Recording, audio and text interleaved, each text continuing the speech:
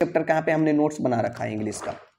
तो सिलेबस लिखने के बाद दीवार पे चिपका दिया, उसके बाद हम प्रत्येक दिन का टारगेट बनाते थे कि अगर इंग्लिश सही करना है एसएससी एग्जाम के लिए, सीजीएल, सीएचएसएल, एमटीएस, सीपीओ, तो कोर्स के पीछे अगर भाग गए तो तुम्हारा भाई वहीं से सिलेक्शन तुम्हारा नहीं हो पाएगा। ठीक है, अगर भाई इस वीडियो को अगर आप लास्ट तक देख लेते हो कि किस प्रकार की हमारी इंग्लिश की अभी शॉर्टकट वेज में मैं स्ट्रेटजी बताने वाला हूं, और ये जो स्ट्रेटजी है ये वैसा स्ट्रेटजी नहीं है भाई। ठीक है, आपको मैं प्रॉपर एक गाइडेंस दूंगा जहां से आप उसको अच्छे बेस में आप कर सकते हो। और आपके पास अभी देखो एमटीएस एग्जाम में आपके पास 90 दिन का समय बचा है अप्रोक्स मान लो, क्योंकि अक्टूबर से नवंबर में एग्जाम को कंडक्ट करवा लिया जाएगा, आपको इतना पता है। लेकिन भाई आपके पास जो 3 महीना का समय है ना, इस 3 महीने आपको इस प्रकार लगनी है, पूरी आपको जी जान लगा के आपको झोंकनी है भाई, तभी जाकर आप SSC, MTS, CGL, CHSL exam को आप क्रैक कर पाओगे। प्रीवियस ईयर क्वेश्चन की प्रैक्टिस अगर आपको करनी है तो सबसे बेस्ट प्लेटफॉर्म टेक्स्ट बुक होता है, जहां से आप एसएससी की कोई भी फील्ड की अगर आप तैयारी करते हो तो यहां से आपको सीजीएल का मॉक मिल जाएगा, एमटीएस का मिल जाएगा, सीपीओ का मिल जाएगा, सीएचएसएल का मिल जाएगा। जो भी एग्जाम की अगर आप तैयारी कर रहे हैं तो आपको यहाँ पे हर एक एग्जाम का आपको मॉक मिल जाएगा। ठीक है, तो यहां से जाकर आप अपनी प्रीवियस ईयर जितना भी एग्जाम हुआ है आप इसकी क्वेश्चन की प्रैक्टिस कर पाओगे और उसकी एक अच्छी बेस में एनालिसिस कर पाओगे। तो जिन भी भाई को अगर लग रहा है कि मुझे परचेज करनी है, प्रीवियस ईयर क्वेश्चन देखनी है कि किस प्रकार का एग्जाम में क्वेश्चन आ रहे हैं, तो भाई सबसे बेस्ट तरीका होता है कि आप प्रीवियस ईयर क्वेश्चन को ज्वाइन कर लो टेक्स्ट बुक पर। ठीक है, फ्यूचर ऑफिसर का सेल है, वहां से तुम भाई वहां पे SSC fam coupon code apply कर लेना, तो आपको भाई 12% का डिस्काउंट मिल जाएगा और फिर तुम हर एक एग्जाम का भाई वहां पे मॉक लगा पाओगे अच्छे बेस में। और इस वीडियो को आप ध्यान से देखना भाई। ठीक है, अब मैं बताने वाला हूं कि देखो बहुत सारे भाई होते हैं कि 12th पास करने के बाद आते हैं भैया एसएससी का फील्ड की मुझे जाना है, एसएससी का तैयारी करना है, और बहुत सारे स्ट्रेटजी वीडियो देख लेते हैं। वहां से देखने के बाद करते क्या है कि अब करना क्या है भाई कि अब उनकी कोर्स ले लेनी है, उनका कोर्स परचेज कर लेना है। कोर्स परचेज करते हैं मुश्किल से, हो सकता है कोई टॉपिक ऐसा हो जो आपको समझ में ही नहीं आया, आपने कोर्स ले रखा है, आपने 1500-2000 का भी कोर्स लिया होगा, तो आपको कोई ऐसा टॉपिक है जो आपको समझ में नहीं आ रहा है इंग्लिश में। ठीक है, फिर हो गया भाई, छोड़ दिया, 1 महीना का आपने प्रिपरेशन किया, छोड़ दिया बीच में, तो हुआ क्या, इससे क्या बेनिफिट मिला? आपने पैसा भी बर्बाद कर रखा है, कर दिया, और आपने पढ़ भी नहीं रहा है।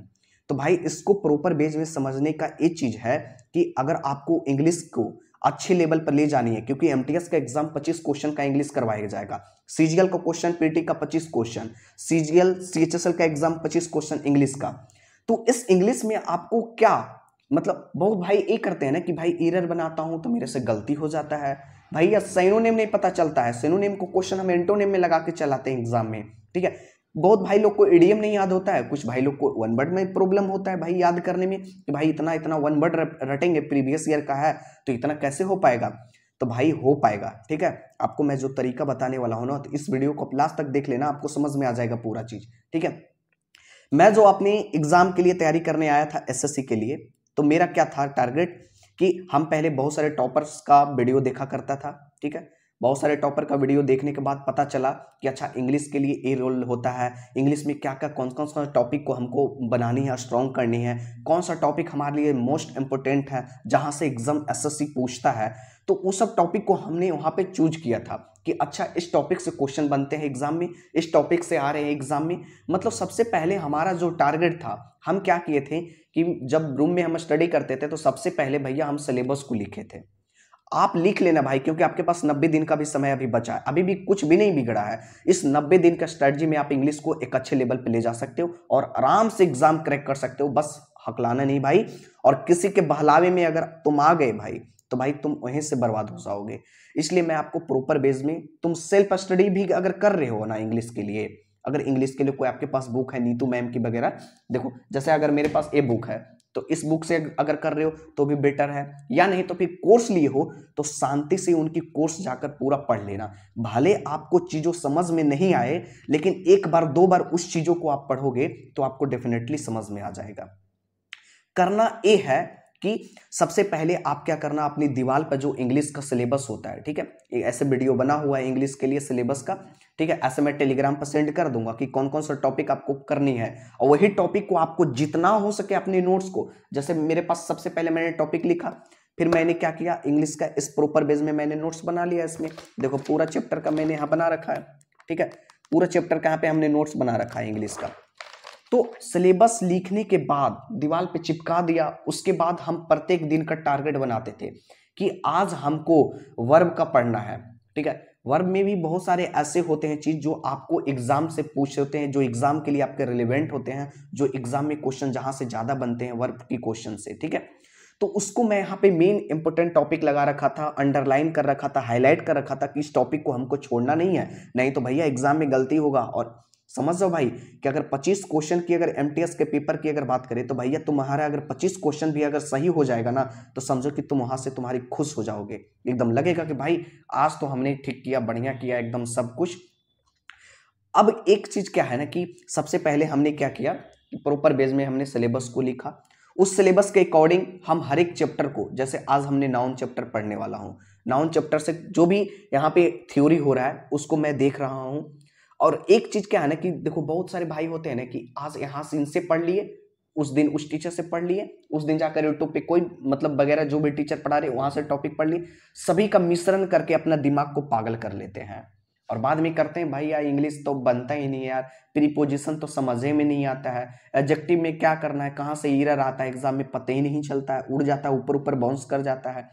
तो भाई इसको अगर लगता है कि तुम्हें बाउंस करता है, ठीक है, तो भाई बाउंस जो करता है ना तो तुम क्या करो ना, जो भी चीजों अगर तुमको नहीं समझ में आता है उसको एक प्रॉपर बेस में क्या करो कि प्रॉपर बेस में क्या करना है कि जितना मेरे को क्या होता था ना कि मेरे को कुछ कुछ ऐसे इंग्लिश में जो सिलेबस होते हैं ना वो मेरे को मतलब जो पार्ट होते हैं वो समझ में नहीं आता था, तो समझ में नहीं आता था। लेकिन उस चीज को एक राकेश यादव का स्टेटमेंट था कि अगर आपको समझ में भी नहीं आए ना तो आप उसी चीजों को 2 बार 3 बार अगर आप पढ़ रहे हो, जैसे मेरे को कहने का मतलब मेरे को प्रीपोजिशन नहीं आ रहा है समझ में कि कहाँ पर इन लगेगा, कहाँ पर एट लगेगा, कहाँ पे ऑन, कहाँ पे अपॉन, कहाँ पे एबव, कहाँ पर ओवर, नहीं समझ में आ रहा है, कहने का मतलब हुआ तो नहीं समझ में आ रहा है भाई। तो हमने नोट्स को देखा, नोट्स हमने पढ़ रखा था, पूरी अच्छे से बना रखा था, ठीक है।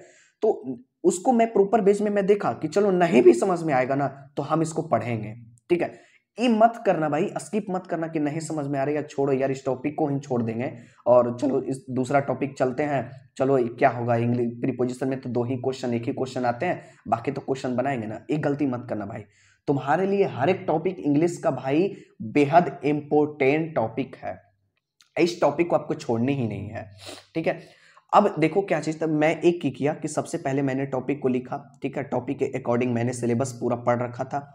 उसके बाद पढ़ने के बाद जो टॉपिक मुझे नहीं लगता था, जो डिफिकल्ट लगता था उसको भी पढ़ता था, काहे कि अगर हो सके कि मैं 2 बार अगर 3 बार उस थ्योरी को पढ़ूं उस चैप्टर का तो हो सकता है याद हो जाए, ठीक है। अरे भाई बाइक अगर सीखते हो चलाने के लिए एक बार थोड़े ना सीख गए कि तुरंत बैठे बाइक पर और आराम से चलो चलाना सीख गए पूरा। भाई तुमको कम से कम बाइक अगर चलानी है ना तो कम से कम तुमको 2 दिन 3 दिन 4 दिन 5 दिन का ट्रेनिंग लेना पड़ता है। तो वही समझ के कि यार भाई मैं बाइक जब चलाता था तो मुझे भाई स्टार्टिंग में तो कुछ भी नहीं आता था, मैं 2 दिन 3 दिन तक ऐसी फील्ड में ले जाता था बाइक को और उसको मैं चलाता था, ठीक है। धीरे धीरे फिर भाई धीरे धीरे सब कुछ हो गया, जो चीज हार्ड लगता था नहीं कि मुझसे नहीं चलेगा वो चीज, तो वो चीज सोचो कि अब जाकर आसान हो गया।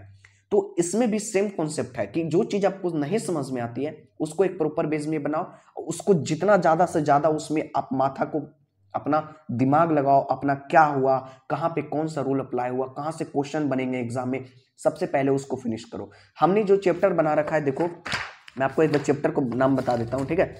चैप्टर यहाँ पे जो हमने बना रखा है, यहाँ पे सबसे पहले मैंने नाउन से कवर किया हूँ, तो नाउन का मैंने यहाँ बना रखा है, देखो, ठीक है।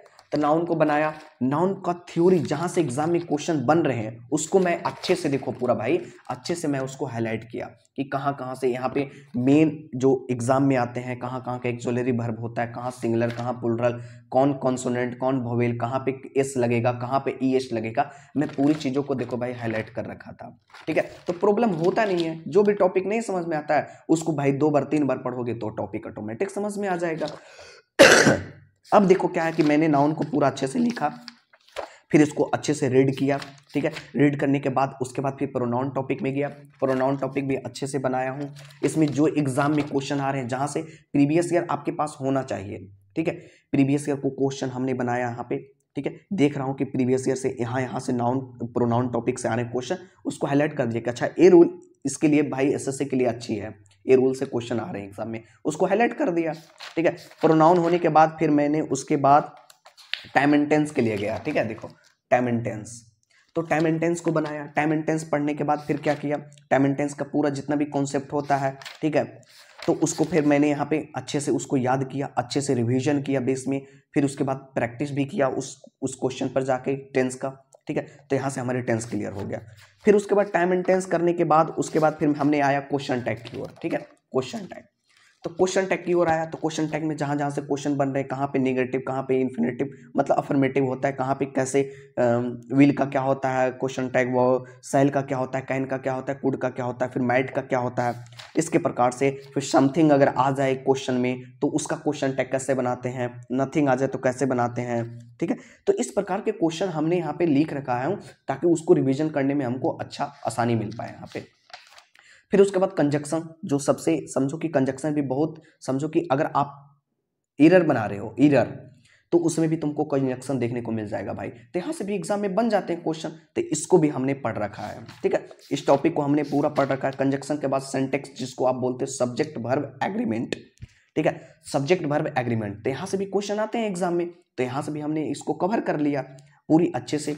तो सिंटेक्स करने के बाद उसके बाद हमारा जो नेक्स्ट टॉपिक होने वाला है एडजेक्टिव। ठीक है, एडजेक्टिव को भी देखो बना रखा हूँ पूरा, तो एडजेक्टिव को फिर बना लिया, एडजेक्टिव पढ़ लिया पूरी अच्छे से कि कहाँ पर फ्यू का प्रयोग होगा, कहाँ द फ्यू, कहाँ द लिटिल का प्रयोग होगा, कब द फर्स्ट का प्रयोग होगा, कब द सेकंड, कब द लास्ट होगा, अदर क्या लेता है, अनदर क्या लेता है, अदर प्लस प्लूरल नाउन लेता है, अनदर प्लस सिंगुलर नाउन, ऐसे वगैरह मतलब लिख रखा हूँ पूरा अच्छे से।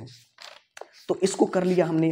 फिर उसके बाद इसको करने के बाद जो हमारा नेक्स्ट टॉपिक यहाँ पे होने वाला है, नेक्स्ट टॉपिक हमने यहाँ बनाया है एडवर्ब का। ठीक है, एडवर्ब का, एडवर्ब में जितना भी यहाँ पे रूल होते हैं, जितना भी कॉन्सेप्ट होते हैं, सबको एक प्रॉपर पेज में मैं सजा के लिख दिया ताकि रिवीजन करने में काम आ जाए मेरे को। और शॉर्ट नोट्स मैं बनाया हूँ, यही जो मैं आपको दिखा रहा हूँ ना भाई, ये शॉर्ट नोट्स है मेरे।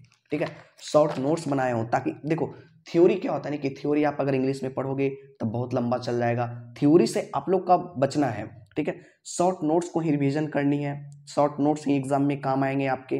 ठीक है, उसके बाद एडवर्ब के बाद हमने जो अगला टॉपिक बनाया वो आर्टिकल का बनाया। ठीक है, आर्टिकल का देखो, आर्टिकल का, तो आर्टिकल का मैंने अच्छे से बनाया, आर्टिकल को भी अच्छे से पढ़ाओ एकदम प्रॉपर बेस में, कहाँ पे क्या लगते हैं, कहाँ द का प्रयोग होगा, कहाँ पे एन का प्रयोग होगा, कहाँ पे ए का प्रयोग होगा, एक प्रॉपर बेस में मैं बनाया हूँ। ठीक है, इसको बनाने के बाद हमने फिर जो नेक्स्ट टॉपिक हमारा यहाँ पे चलने वाला है, नेक्स्ट टॉपिक वो वॉइस का। ठीक है, वॉइस आप जानते हो कि एसएससी की सीजीएल हो, सीएचएसएल हो, एमटीएस हो, सीपीओ हो, एक क्वेश्चन दो क्वेश्चन फिक्स रहता है कि आ ही जाता है एग्जाम में। ठीक है, तो समझो कि यहाँ से भी हमने वॉइस को यहाँ पे क्लियर कर रखा। वॉइस के बाद जो हमारा नेक्स्ट टॉपिक है वो नरेशन। ठीक है, नरेशन बहुत इजी होता है भाई, वॉइस नरेशन अगर आप नहीं पढ़े हो ना तो समझो कि एक दिन की क्लास में वॉइस नरेशन फिनिश कर सकते हो, तो उसको हमने फिनिश किया। ठीक है, इसी प्रकार से हमने फिर प्रीपोजिशन का बनाया। ठीक है, प्रीपोजिशन बना लिया, प्रीपोजिशन के बाद बनाने के बाद उसके बाद जो हमारा नेक्स्ट टॉपिक यहाँ पे है वर्ब का है, तो वर्ब का भी बनाया हूँ काफ़ी बेटर, मतलब समझो कि एक प्रॉपर बेस में मतलब पूरी नोट्स बना रखा हूँ। ठीक है, इसके बाद मैंने नोट्स बनाया, उसके बाद अच्छे से रिवीजन किया। हाँ, जो भी चैप्टर अगर लगता है भाई कि आपको पढ़ लेने के बाद नहीं बनते हैं तो उसके कम से कम 100 से 50 क्वेश्चन की प्रैक्टिस करो। ठीक है, प्रैक्टिस करने के बाद वो समझो कि वो टॉपिक तुम्हारा फिनिश हो जाएगा, कभी तुम्हारे शिकायत नहीं आएगी कि इस टॉपिक में हमको क्वेश्चन फंस रहे हैं, वो टॉपिक फिनिश हो गया। इतना करने के बाद हमने ग्रामर का पूरा अच्छे से रिवीजन किया, अच्छे से प्रैक्टिस किया ग्रामर का। फिर उसके बाद क्या किया हमने कि अब हमारी जो वोकैबुलरी का जो सेक्शन था उसमें अब synonym, antonym, idiom, one word substitution और मिसस्पेल्ड, इसको क्या किया कि जितना भी एग्जाम में प्रीवियस ईयर पूछा गया था, ठीक है, जितना भी एग्जाम में प्रीवियस ईयर क्वेश्चन पूछे गए थे वो कब का, ठीक है, वोकैब का, तो उसको क्या किया था, एक कॉपी में लिख लिया था। कॉपी में लिखने के बाद उसको हाईलाइट कर लिया कि अच्छा एसएससी ने 2 बार इस क्वेश्चन को रिपीट किया, एमटीएस ने 2 बार इस क्वेश्चन को रिपीट किया, उस पर ज्यादा फोकस हमने रखा है। ठीक है, और आप एक बात याद रखो कि अगर आप प्रीवियस ईयर का वोकैब याद कर लेते हो तो भाई तुम्हारा काम वहीं से हो जाएगा, कहीं भी भटकने की जरूरत नहीं है, वहीं से क्वेश्चन आ जाते हैं एग्जाम में, कोई भी हो, synonym, antonym, idiom, one word substitution, previous year पर खेल है भाई। और प्रीवियस ईयर को जितना ज्यादा से ज्यादा तुम रिमेंबर करोगे तो वहां से तुम्हारी भाई कॉन्सेप्ट धीरे धीरे क्लियर होती जाएगी, सिनोनिम का भी प्रॉब्लम नहीं होगा, एंटो का भी प्रॉब्लम नहीं होगा, वन वर्ड, इडियम वगैरह कुछ भी का प्रॉब्लम नहीं होगा, आप आराम से क्वेश्चन को धीरे धीरे आगे लेवल तक लेते चले जाओगे। ठीक है, बात रही यहाँ पे फंसते क्या चाहिए क्लोज टेस्ट में। तो क्लोज टेस्ट के लिए हमने वीडियो बना रखा है, वहां से जाकर आप देख सकते हो क्लोज टेस्ट कि कैसे कर सकते हैं। बस यही प्रॉपर बेस में हमारी जो स्ट्रेटजी थी, बस इसी प्रकार से हमने इंग्लिश को करके सुधारा हूं। और आपको अगर लगता है कि और चीज़ों को धीरे धीरे हमें सुधारने की ज़रूरत है तो आप आराम से सुधार सकते हो भाई। जो भी टॉपिक में प्रॉब्लम होता है उसको एक प्रॉपर बेस में नोट्स बनाओ, ठीक है। प्रॉपर बेस में नोट्स तो आपके पास होना ही चाहिए। नोट्स अगर आपके पास नहीं होगा तो फिर आप कैसे फिर सीजीएल का प्रिपरेशन करोगे, एमटीएस का प्रिपरेशन करोगे। नोट्स ही, अगर मेरे पास नोट्स नहीं होता तो ऐसे नहीं एग्जाम निकाल देता, ठीक है।